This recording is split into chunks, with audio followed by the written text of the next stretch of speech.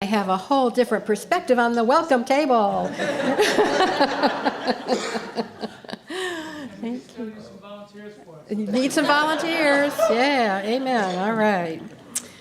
Well, good morning. I'm Delyth, and I'm one of the associate ministers here, and it's the beginning of a new year, and I thought it's a perfect time for us, having celebrated our 20th last year, to begin this year with some consciousness about the word stewardship and service. And we've already heard and had demonstrate so many ways that we all do offer service and demonstrate our caring about this center. Just this morning, I was noticing Rob just making sure everybody had a song sheet, you know? I mean, that wasn't like on the list of things to do. It's spontaneously coming forth and seeing where there's a need and filling it. It is said that those who give are joyous, and so if you're looking around and you see somebody that looks more joyous than you, it's probably because they're giving. They're giving and they're getting back, because it truly is a joy to give. So I'm going to start with stewardship, because these are really two different concepts, but they do blend. So stewardship, by definition, is, quote, the job of taking care of something such as an organization or property, and an ethic that embodies the responsible planning and management of resources. So that sounds rather dry, but as we apply it to who we are here as a community and what we feel about our center, we can make it come alive a little bit here. So as we apply this concept of stewardship, of taking care of something that is our responsibility to take care of, let's ask ourselves, how are we doing? How are we doing taking care of this community, this space? How are we doing taking care of paying our bills and encouraging people to participate in the role, which kind of leads to the next question, like who's responsible for taking care of the center? Anybody name anybody who's responsible? Each of us. Each of us, exactly. Each of us. Some people might think there's, a handful of us. Sometimes that handful of us feels a little bit like the buck stops here, but it only exists because there are so many people who really make this their spiritual home, who really care that we have a door that opens to welcome whoever comes in here. We're thrilled when new people come in. We're thrilled when us old-timers come in. We're thrilled when somebody who hasn't been here for a while comes in. Always welcome, always welcome. And I really believe that's the truth of the atmosphere that we create here and continue to hold. I think it's a very important part of our mission. So who's responsible? We are, everyone. What might we celebrate about our success of our stewardship of this place? What are we doing responsibly and well? And what might we do better as we go forward? What might we do better and make it even more joyous and accommodating for ourselves and others? So I'm going to specify a few things about what it means to take care of this center. So first, of course, is the finances.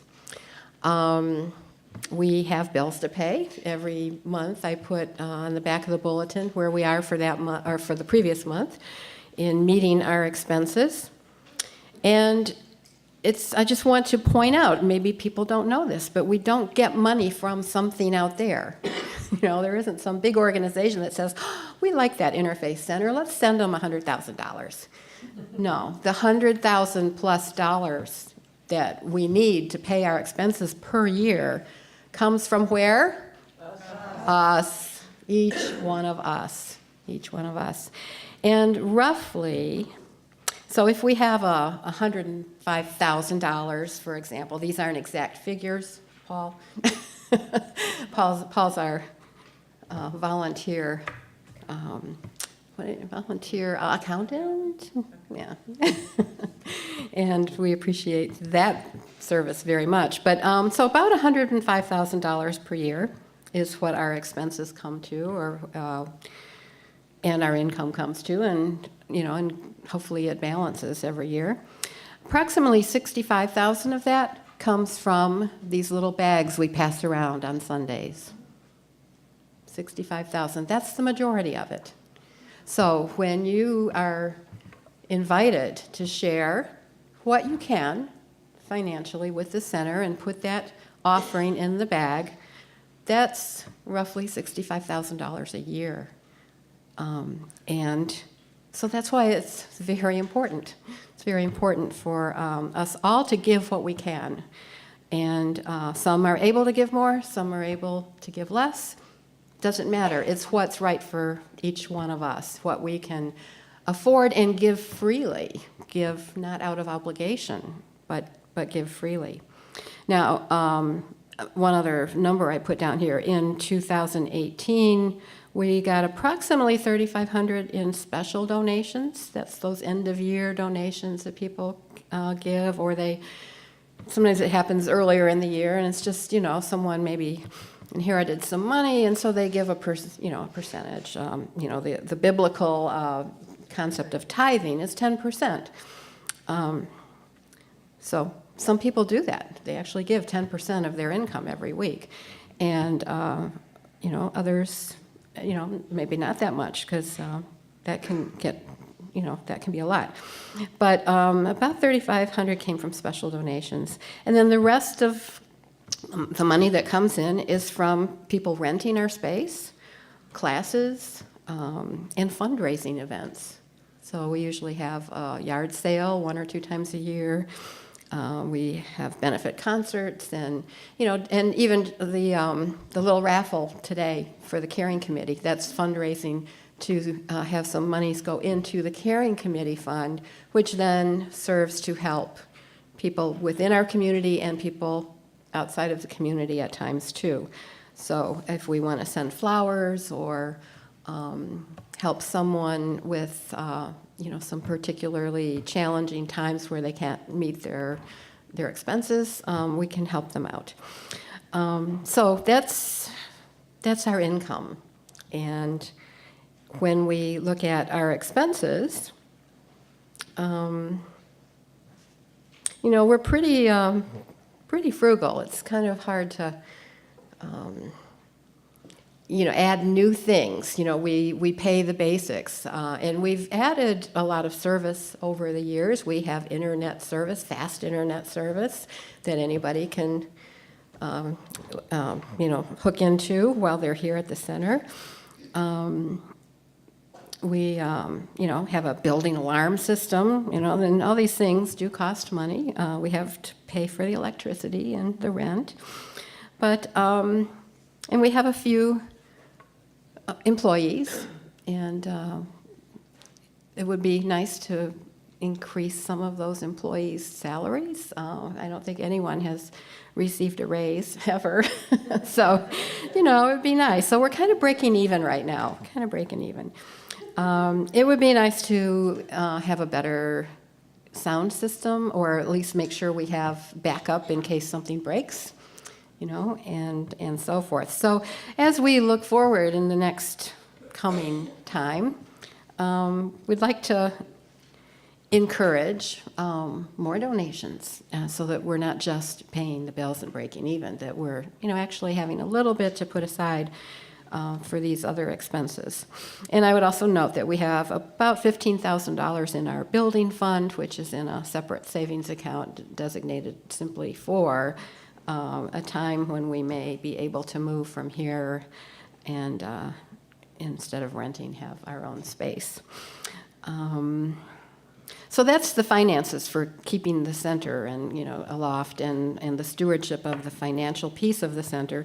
The other is just maintaining the physical structure, getting the carpet cleaned, keeping things neat and orderly and in working order, and that takes some money as well, and volunteerism, because usually with the carpet we spend a day with volunteers here cleaning up, and that way, instead of paying $600 plus, the last time we professionally did it, it was $600 and something.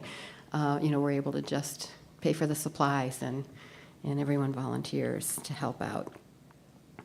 In terms of the physical structure, are we making this a physical structure that's welcoming and comfortable and clean? And I want to point out the mandala wall. A year ago, that wall was empty. It's just a plain blank wall. And several people, led by Joy Pendleton, said, hey, how about if we draw mandalas and get everybody who wants to involved in drawing, painting, coloring a mandala, and put it on the wall. And now we have this beautiful oneness wall with the mandala symbolizing the oneness. And, that came from just a spontaneous community member who said we could make this wall look prettier. Some of our other artwork, this painting over here was donated by Paul and Joyce Jurgensen, and this mosaic was created by Lucy Nissen, and the wall hanging over there was donated by Diane McFarlane. Okay, and this wall was painted by Vivian Sanders.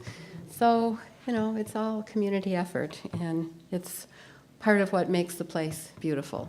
And forget the warehouse we're sitting in. And of course the warehouse. And one of the things about service, which now it is time to start moving into the service idea, is we didn't just paint walls and put carpet down in here. We tore down walls. There was no stairway over there. This was like a garage with a boat sitting in it, and oil spills on the floor, and that social hall out there was a bunch of little tiny offices, so it was lots of things to knock down in order to make this space what it is today. And just actually the bathrooms, like actually breaking into the concrete to put in the plumbing. And who did all that?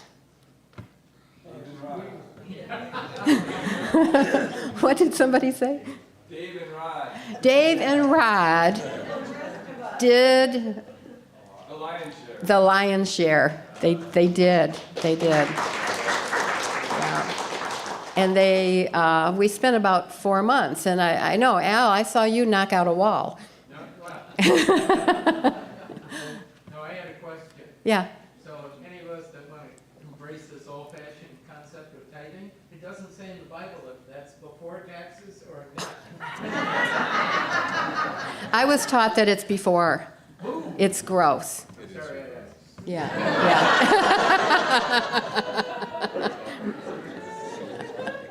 Yes. Being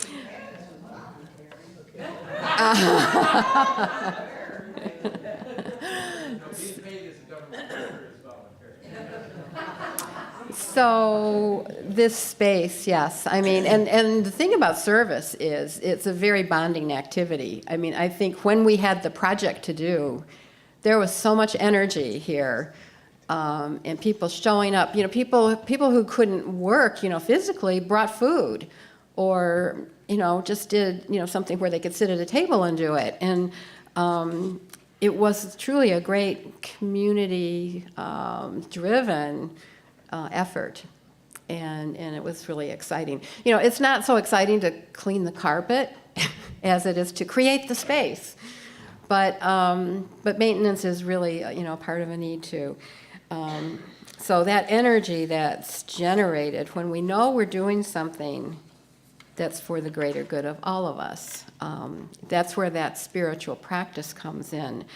And there were a few quotes here, but in terms of service, it is something that's spoken of in many, many religious and spiritual traditions, the benefits. Sometimes it sounds like it's an obligation, give to God first and serve others. Which I don't mean to, I do believe when we are giving of our talents and treasure, it is a a flow from the divine. It's often said that, God is my source. God is our source for everything that we have, for our money, for our talents. And so we are honoring God when we use those talents and share those resources.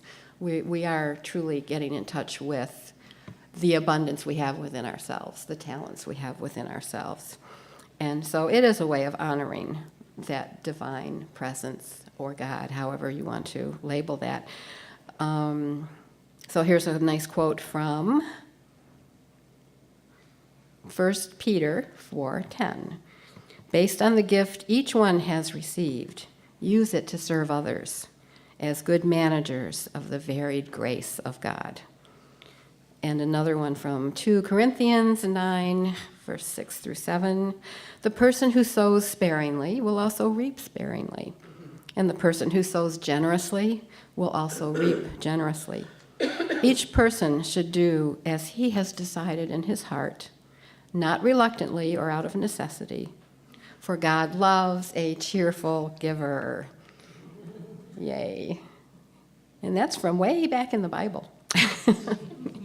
And it still applies. God loves a cheerful giver. And so in terms of service as a spiritual practice, it's about being who we are, not doing a bunch of tasks, but really getting to know who we are and what our intentions are, and knowing that we have value, that when we know that we have value, we give. When we give, it helps us know we have value. And so whatever your own specific talents are is what we're encouraging you to tap into and bring forth and reap the benefits. A quote from Martin Luther King Jr., who we do celebrate this month. He said, quote, "Everybody can be great because anybody can serve. You don't have to have a college degree to serve. You only need a heart full of grace, a soul generated by love." And so service is, as a spiritual practice, is a way to express our love. It's a way to, again, express that loving presence of the divine that's within us as we serve and assist others. And I want to go to another list that I found this on the internet, and this is from a Buddhist perspective. But I'm not going to read every single one of them. I think there's 11 on the list, but I want to bring out a few to our attention. One way is to provide care to those who are suffering. If within our community or even without our community, outside of our community, when there is someone who is sick, disabled, in pain, or just, even just struggling with a heavy load, we offer our assistance. And we know that Annie already mentioned about the gratitude her and Larry have for all the visits and the help and the prayers that they've experienced from this community in the last couple of weeks. It really makes a difference. And others have put on our Yahoo group, a request for, I'm going through this particular situation, and I ask for your light and love and uplifting prayers. And it is felt, we may not think our own little part does that much, but it does. It really does.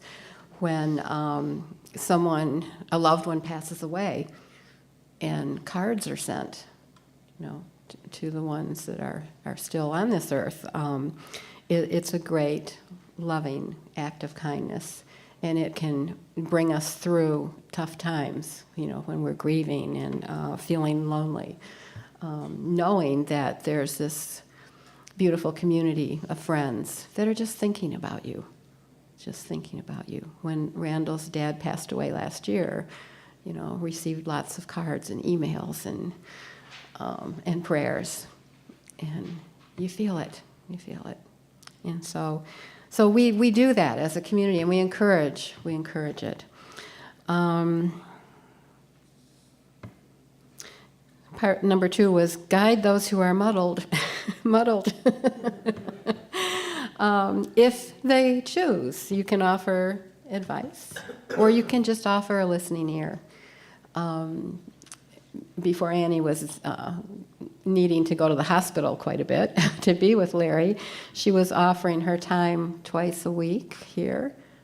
She was just here, just being present, and anyone who wanted to come in and have her listening ear could do that. And I remember there was an email that was sent to Annie saying, just knowing you're there holding this space, it is healing to me.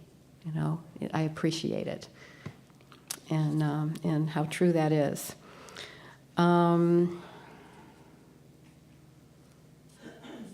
I already touched on some of those.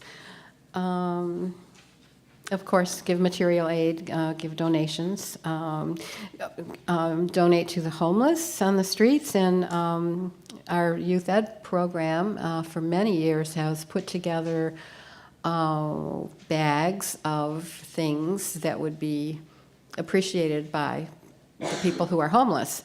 Can't remember the name that they use for that, but there's things like tins of food that can be opened without a can opener. Things like Kleenex and hand sanitizer and any number of things that just could make life a little bit easier for those people who do not have a lot of material possessions. Inviting people to attend your spiritual home, is a way of service. And teaching what you know. And this is a really big piece of what I think the purpose of our center is. We encourage anyone to participate in sharing their wisdom. So as Joy read the quotes from Meister Eckhart, and as Tracy led our meditation, the music, the guest musicians, it's also uplifting. And so giving our talents in that way is really important. We encourage people to offer classes. Dolores Rubio Turtle is very interested in this transmission meditation that she speaks of. And she volunteers her time to hold classes and hold the meditation sittings at her home or here when this space is available. But, we didn't go to her and say, hey, Dolores, will you come and teach this for us? She offered. And, the Peace Generator, the Speaking Circle, Annie does. And I don't want to eliminate anybody or overlook anybody. It's so many people. The Threshold Choir, or what is it, Singing for Comfort from Layla. It goes on. And so having this space to help nurture someone to share their teaching, to share their gift in that way is one of the joys that I experience from having this space. I'm very, very appreciative of this. Okay, so I hope that my speaking about these things today helps inspire you, helps to let you know how grateful we are for what everyone is doing, and know that we wouldn't be doing all this stuff if it were not for you, and letting you know, or maybe inspiring you to ask yourself, what else could I do? What could I give? How could I put myself a little bit out there to recognize those gifts that I have. We are open and ready to receive all and anything that you wish to give. And I just want to say thank you all. Thank you. Okay, anyone else?